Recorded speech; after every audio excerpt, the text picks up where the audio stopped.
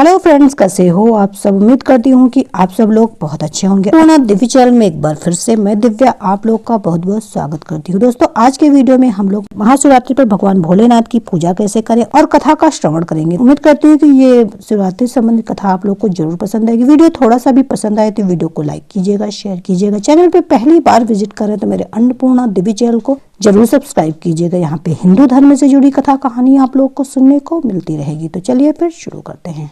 सनातन धर्म में महाशिवरात्रि का बहुत महत्व है। इस दिन विधि विधान से भगवान शिव की पूजा करने से संकटों से मुक्ति मिल जाती है और मनोकामनाएं पूरी हो जाती हैं। महाशिवरात्रि हर वर्ष फाल्गुन माह की कृष्ण पक्ष की चतुर्दशी तिथि को पड़ती है और इस बार ये 18 फरवरी को पड़ रहा है। शिवरात्रि पर भोलेनाथ को प्रसन्न करने के लिए उनकी विधि विधान से पूजा अर्चना करने पर उनकी कृपा प्राप्त होती है, साथ ही साथ सुख समृद्धि भी आती है।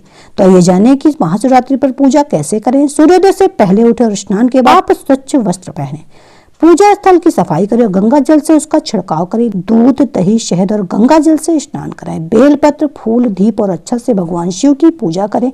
फल और मीठे का भोग लगाएं। शिव पाठ और शिव चालीसा पढ़ें। पूजा के बाद प्रसाद का वितरण करें। शास्त्र और मान्यता के अनुसार महाशिवरात्रि शिव और शक्ति के मिलन की रात होती है। इस दिन शिव भक्त भोलेनाथ का आशीर्वाद पाने के लिए उनका अभिषेक करते हैं, व्रत भी रखते हैं। मान्यता है कि इस दिन गंगा जल से शिव का अभिषेक करने से दुखों से छुटकारा मिल जाता है। तो चलिए दोस्तों, महाशिवरात्रि से संबंधित कथा का भी श्रवण कर लेते हैं। महाशिवरात्रि की ये कथा का वर्णन शिव पुराण में मिलता है। इस कथा के अनुसार पुरातन काल में एक शिकारी था जिसका नाम चित्रभानु था। यह शिकारी एक साहूकार का कर्ज न दे पाने की स्थिति में साहूकार ने उसे एक शिवमठ में बंदी बना दिया। संयोग से जिस दिन बंदी बनाया गया था उस दिन महाशिवरात्रि थी। साहूकार ने इस दिन अपने घर में पूजा का आयोजन किया। पूजा के बाद कथा का पाठ भी किया गया। शिकारी भी पूजा और कथा में बताई गई बातों को ध्यान से सुनता रहा। शिकारी ने साहूकार से ऋण चुकाने का वादा किया। पूजा कार्यक्रम समाप्त होने के बाद साहूकार ने शिकारी को अपने पास बुलाया और उससे अगले दिन ऋण चुकाने की बात कही। इस पर शिकारी ने वचन दिया। साहूकार ने उसे मुक्त कर दिया। शिकारी जंगल में शिकार के लिए आ गया।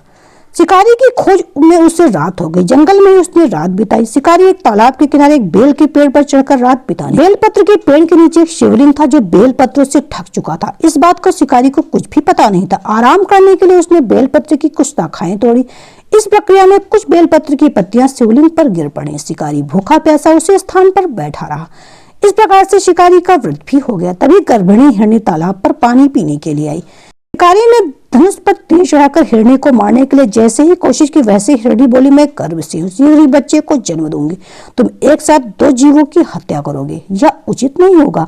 मैं अपने बच्चों को जन्म देकर शीघ्र ही तुम्हारे पास आ जाऊंगी, तब तुम मेरा शिकार कर लेना। शिकारी ने तीर वापस ले लिया। हिरणी भी वहां से चली गई। धनुष रखने में कुछ बेलपत्र पुनः टूटकर शिवलिंग पर गिर गए। इस प्रकार उससे अनजाने में ही प्रथम पहर की पूजा पूर्ण हो गई। कुछ देर बाद एक और हिरणी उधर से निकली। पास आने पर शिकारी ने तुरंत ही धनुष पर तीर चढ़ाकर निशाना लगा दिया। लेकिन तभी हिरणी ने शिकारी से निवेदन किया, मैं थोड़ी देर पहले ऋतु से निवृत्त हुई हूँ, कामातुर विरहिणी हूँ, अपने प्रिय को खोज रही हूँ। मैं अपने पति से मिलकर तुम्हारे पास आ जाऊंगी।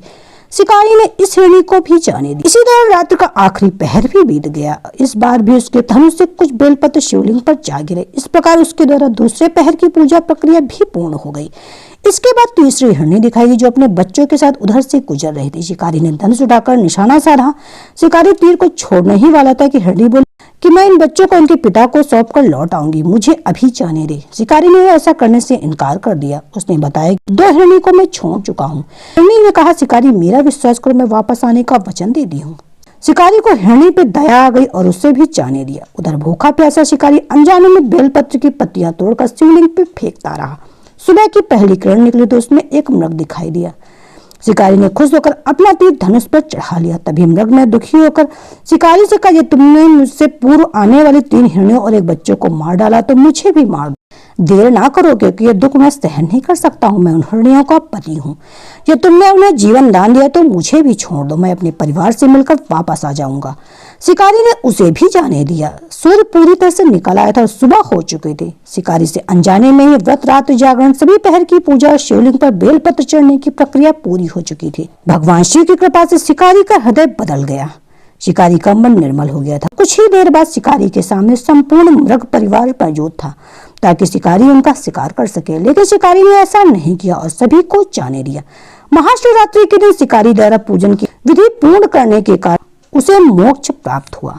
शिकारी की मृत्यु होने पर यमदूत उसे लेने आए तो शिवगणों ने उन्हें वापस भेज दिया। शिवगण शिकारी को लेकर शिवलोक आ गए। भगवान शिव की कृपा से ही अपने इस जन्म में राजा चित्रभान स्वयं के पिछले जन्मों को याद रख पाए और महाशिवरात्रि के महत्व को जानकर उसका अगले जन्म में भी पालन कर पाए। तो दोस्तों, ये थी महाशिवरात्रि व्रत से संबंधित कथा। उम्मीद है कि आप लोगों को जरूर पसंद आई होगी। वीडियो थोड़ा सा भी पसंद आए तो वीडियो को लाइक कीजिएगा, शेयर कीजिएगा। चैनल पे पहली बार विजिट कर रहे हैं तो मेरे अन्नपूर्णा दिव्य चैनल को जरूर सब्सक्राइब कीजिएगा। यहाँ पे हिंदू धर्म से जुड़ी व्रत कथा से संबंधित और हिंदी कहानियां आप लोगों को सुनने को मिलती रहेगी। तो मिलते हैं नेक्स्ट वीडियो में नई कथा कहानी के साथ, नई जानकारी के साथ। तब तक के लिए bye bye. Subscribe now and press the bell icon. Never miss an update.